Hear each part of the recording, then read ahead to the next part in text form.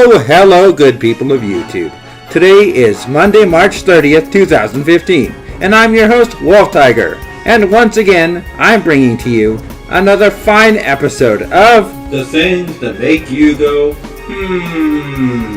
the series that takes an editorial, and sometimes sarcastic, look at the realm of video games and technology. So let's get started, shall we? So what's our topic for today? Well, first thing this morning, I saw a rather interesting and depressing news story. It turns out that one of the producers from Mortal Kombat will be leaving Twitter for good because he felt that his family was being attacked with violent threats on Twitter by the fans of the franchise because of their thoughts on the development of the series and how the game was perceived to be coming out. That's right, people on Twitter being immature, threatening one of the producers. So what does he do? He leaves the service.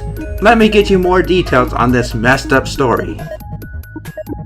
From GameSpot.com, veteran Mortal Kombat producer Sean Hemrick is stepping away from the social media site Twitter in the wake of violent and disturbing threats against his family, some of which were sexual in nature. On March 26th, Hemrick posted a threatening message he received from a fan regarding his wife. At the time, Hemrick announced he would be leaving Twitter, and also changed his Twitter handle to Come On People. Across a series of follow-up tweets, Hemrick went on to offer more insight into why he's decided to quit Twitter. It's not because he's inundated with messages from fans asking what new Mortal Kombat characters and other details about the game. He says he understands this passion and it's what drives him at work too. Instead, he's stepping away because he won't stand for threats against his wife and daughters. So to be clear, the reason I don't want to do this Twitter anymore is not fans asking for characters or hints or whatever. I get that. That is a passion and love for the Mortal Kombat series. I also have that. So I get it, no problem. I'm glad people care about their favorites. However, I cannot deal with threats of violence to my wife and now young daughter. Threats of sexual violence are even more disturbing. You want to fight me for any reason, I'm probably willing to go, verbally or physically. I can hold my own, but threats on my ladies, no. Earlier this year, Twitter CEO Dick Costolo admitted we suck at handling abuse for its millions of users. I'm frankly ashamed of how poorly we've dealt with this issue during my tenure as CEO, he said in February. It's absurd. There's no excuse for it. I take full responsibility for not being more aggressive on this front. It's nobody's fault but mine, and it's embarrassing. As it's faced an avalanche of criticism, Twitter in December announced new harassment reporting features that the company says it hopes will make Twitter a safer place. However, when Electronic Arts COO Peter Moore reported death threats made against him and his family to Twitter, he was told that the harassing tweets did not violate the company rules. Moore said he receives similar threats on a daily basis.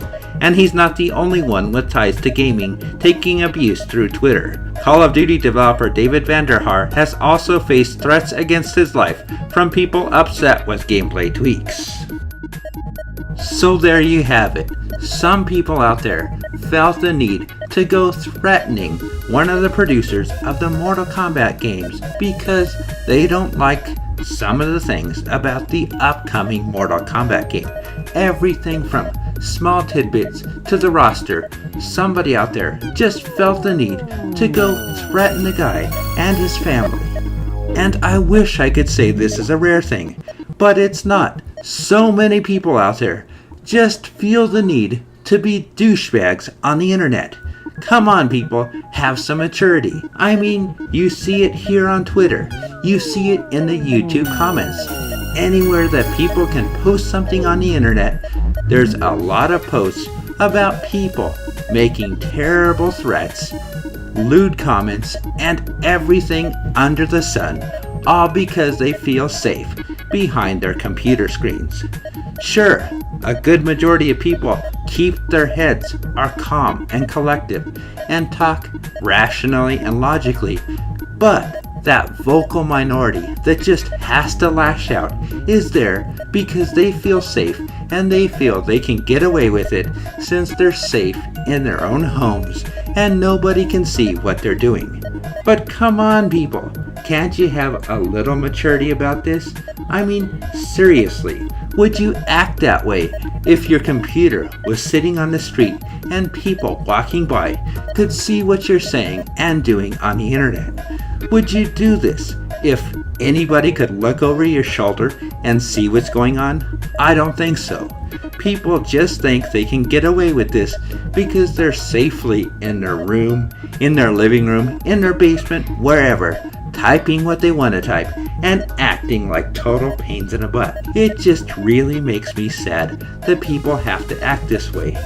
I mean, seriously, this guy has worked hard on this game for how many years and put a lot of resources into it. He's just doing his job, and yet people out there have to take it up a notch, not just threaten him or complain, but to go and threaten his wife and his daughter.